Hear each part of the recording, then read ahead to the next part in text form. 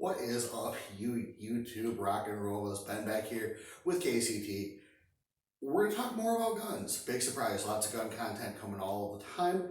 Like, share, and subscribe. Guys, save some money with the KCT Syndicate. It's in the pinned comment. Let's get started. So this is my 10.5 inch PSA rifle. So a lot of people have questions about the PSA uppers. A lot of them, they'll sell for like a really good deal. So people are like, you see me looking down so I don't trip on my white cord and kill myself. So a lot of them are like really, really good deals, and people will come up and say, hey, are these things any good? You know, why is this being sold for much less than a lot of the uppers that are out there? So let's find out. So on this one, it's just a regular 10.5. I believe it had a car handguard when I bought it, just a regular standard. It was the complete one with the charging handle and the bolt carrier group, and I think it was maybe like $300, something right there on $250. So it was obviously really good to go for that price. I mean, nowadays a bolt carrier group, you're gonna be spending north of $100 anyways. So let's go get tipped a butt and take a look at what this is and why I like it. So the very, very, very, very front part is something that's very, very special, and that is the Next Level Armament Helix flash hider. This thing, if you own a short rifle or a blasty gun, you owe it to yourself to try them out. It is ridiculously good at suppressing flash and blast. The unburnt powder tends to not ignite as it leaves because of the way that the cuts on the tines are. You see the front there? And it is just beautiful. So I really, really love this. It has taken a lot of the bark out of this gun to the point where I've shot it indoors, and for a short 5.56 that doesn't really go subsonic, it is really, really nice. Guys, again, check out Next Level Armament. They are here in Grand Rapids with us. Well, they're in Gunnison, but you know. And check them out. They're awesome. So moving back, we don't want to talk about that all day. Standard front sight post, nothing new there. I believe the barrel's melanated. Yep, it is melanated. So it is a 1/7 twist, melanated barrel. Just your standard, M4 type contour. Obviously, I don't believe that there is the 203 cuts on there, so just straight barrel. But who even cares at that point? And then the light is supplied by a TLR 3. And I don't really like the TLR series. I just don't. I like the Enforce. I like some of the O lights, mod lights. Those are cool. Just really, I don't like the activation system on a handgun. On a rifle, I find it nice and easy because if you're coming up, constant on, off, coming up, temporary on, nice and easy. So yeah, I really do like that feature. Handguard, the Magpul Mo slimline, just the M-lock, and the panels and stuff there are from Sig Sauer. And same thing with the bottom. This is one of their grip kits, and it retails for what, I don't know, there's a review on it that I've done, and it is great. It gives you like enough of this kind of stuff to outfit like 2 or 3 guns, which I've done. So I'm not a big fan of Sig products, but shameless plug, these are awesome. Buy them if you can find them. Then we just have a regular, I think it's the Magpul QD swivel, M-lock as well. And so the 1/7 twist, it's a 10.5 inch barrel, and it is accurate and reliable. Every time that I've used it, I don't think I've even had like a jam on this, like even an ammo related issue. Everything I've done with this gun has just been awesome. And I shoot nothing but steel case, basically. So everything that's been in this gun has been a steel case. It doesn't, maybe it's steamed 30 rounds of brass, but that's probably it. Now, people ask, oh my God, how is that reliable? Such a short gun. Well, they have shorter, you know. 10.5 was one of the shortest I wanted to go when I bought this. Number one, it was just a banging deal, so I had to get it. But number two, everyone's like, "Oh, the ballistic performance, oh, it drops off." You're right. But for like a range gun, or I mean, if you're using something this size for home defense, guys, you've negated whatever range and velocity loss issues that you have with the 5.56. Okay, now sure that there's a point you can get to, like a 2-inch gun or something stupid like that, that would not be reliable, or well, probably won't be reliable, but it wouldn't be ballistically good, even in an indoor situation. But that's basically a handgun at that point. So those things suck too. I mean, you know what I'm saying. We're talking rifles here. So 10.5, I really like it. One of my friends has a 12.5 SBR, which is cool. I want to just go a little bit shorter though, because I like it. So guys, the barrel has been great. The gun has been accurate. The gun has been reliable. It's even like 5,000 rounds, something like that. We just buy it by the case and just shovel as much steel case through it as we can. So guys, if you're looking at this upper with the right parts, especially the right parts, it is excellent. It was great stock, but I've kind of souped up some of the internals for a short gun to make the bolt carrier and stuff do a little bit better of a job cycling and shucking that brass and not wearing out so fast. So we'll get into that in a minute. And yes, so the upper itself, guys, I'd say go get one. Moving further back, we just have an old primary arms dot, and this one is so old, it's blue on the inside. It's like the color of this wall in a tube. That doesn't mean it's not good. It still works great. Still lets me put rounds right where I want them, but it's showing its age, and it's showing the fact that this was made and sold back when primary arms wasn't necessarily the higher or the increasing in scale optics maker that they are now. So you guys remember back in the day when primary arms was selling like $30, $40, complete dots, and they were awesome, but then, prices go up. So that's good there. In fact, the bolt is still the PSA bolt, or sorry, the little carrier is. The bolt itself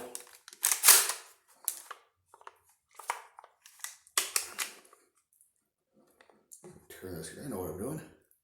You can kind of see it. That is an SRC reliable. And I also put a V7 scalped cam pin in there. Why? A lot less wear and friction in the system when it's operating. With a short gun, you kind of want that. So I have a review out from years ago on the SRC reliable. Go check that out. It'll be on our blog site. But for now, just understand that bolt the lugs are scalloped, and so it actually has, like, instead of like a very square kind of front end, it's very much rounded. Basically, they shaved off the parts of the bolt that tend to catch on the inside lips of the chamber. It sounds all complicated when you see one.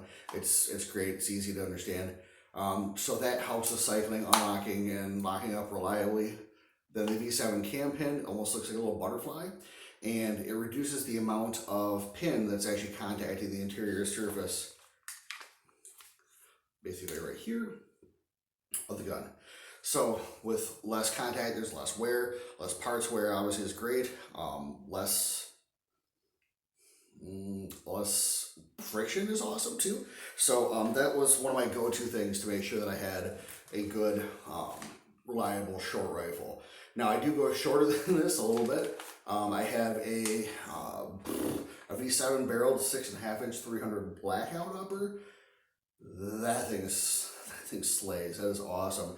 But that 300 blackout being a lower pressure cartridge, I'm really less pressed to do that up in a good internal configuration as I am to run it stock. So yeah, everything else is pretty much stock, lower parts kit, all that good stuff. On all my guns, I do have a bad lever of some variety. In this case, it's just the Phase 5 Tactical. And if I had a chance to do all my bad levers over again, hundreds of dollars, I would, without a doubt, replace that with the Phase 5. Because the Phase 5 is one freaking piece. That's it. Nothing to screw in, nothing to get lost, nothing to come loose. If the lever ever comes loose, your bolt catch is gone. That is how much has to go before that thing is out of there. So take a look. If you haven't seen those before, just nice one piece there. And of course, extending to the other side, just like your normal bad lever. It does come out a little bit in the front. That's probably hard to see. And I really like it. I don't feel much of a difference between that and my other stuff. But at the same time, I'm used to using them anyways, but I really, really like it. If you're considering a bad lever type thing, the Phase 5 is where it's at, 100%. So, standard mil-spec selector, no issues there, nothing special. The lower, little honey badger there from Spikes. So, kind of a little vanity project. Very few lowers I have are vanity type things, but that one is. Yeah, so standard takedown pins, all that good stuff. The trigger is an ALG.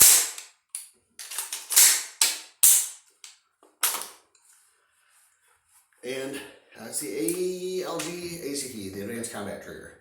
So,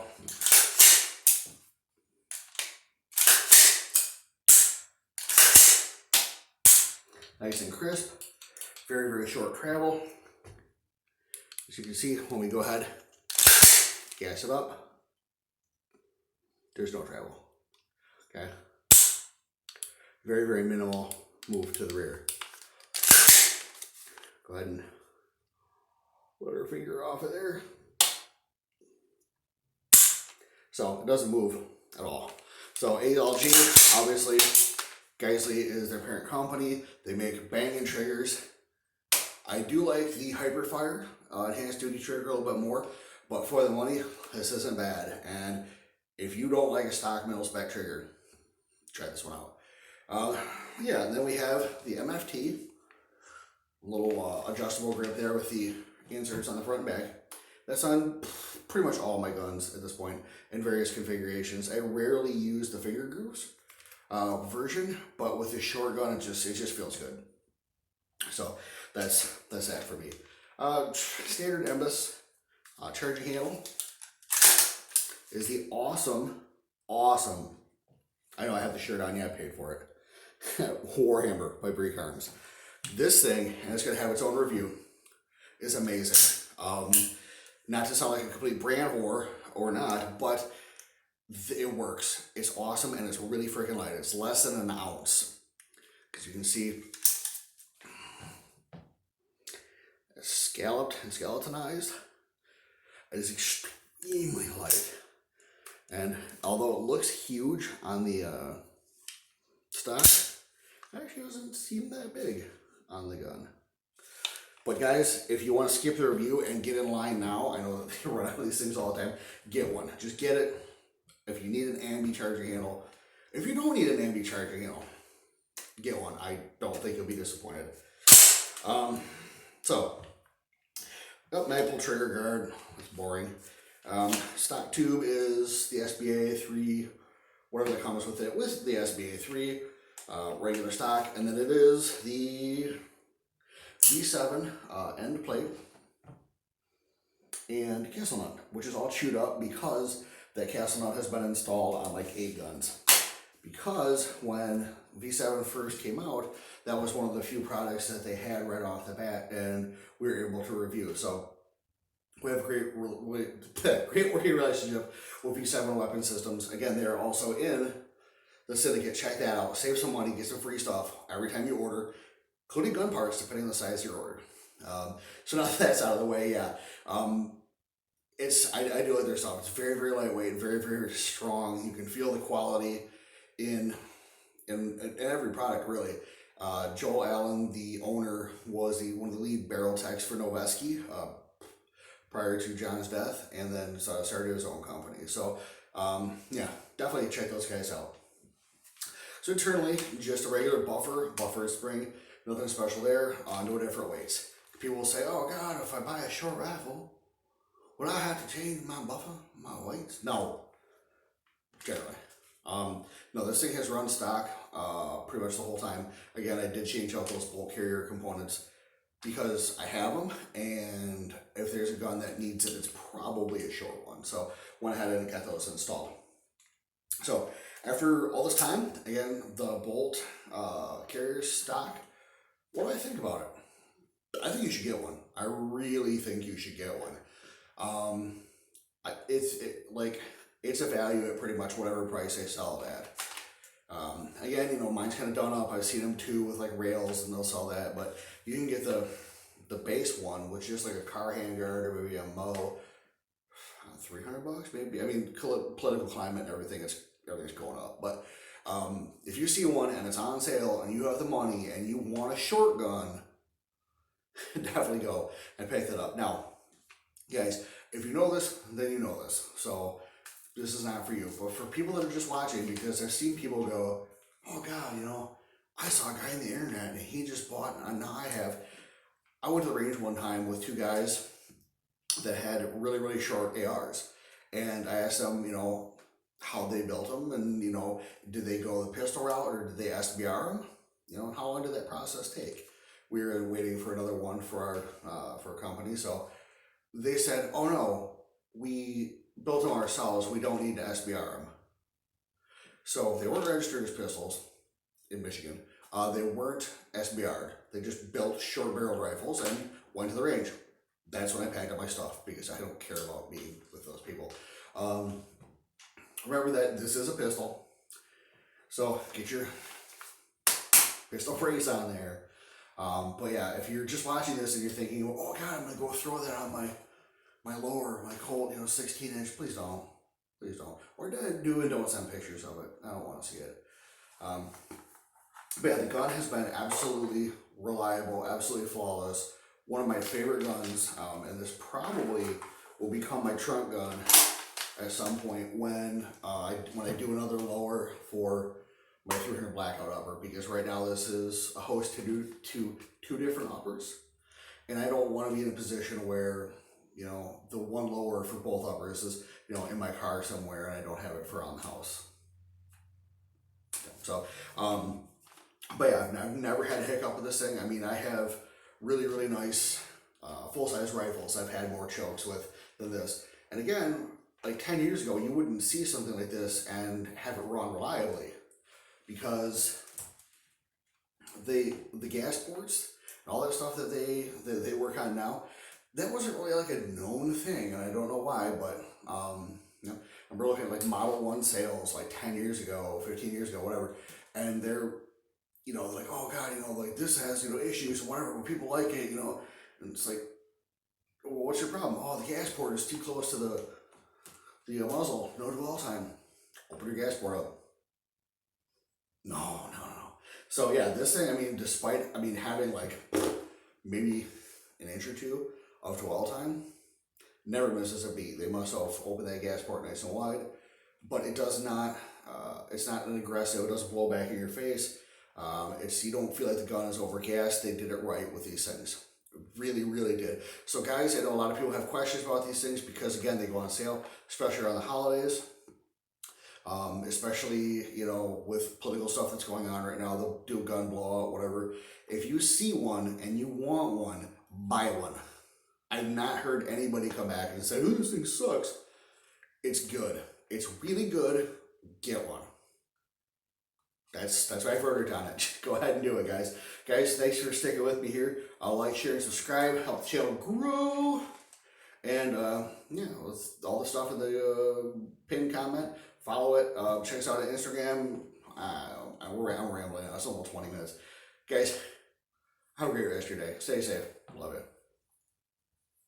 Oh, one more thing.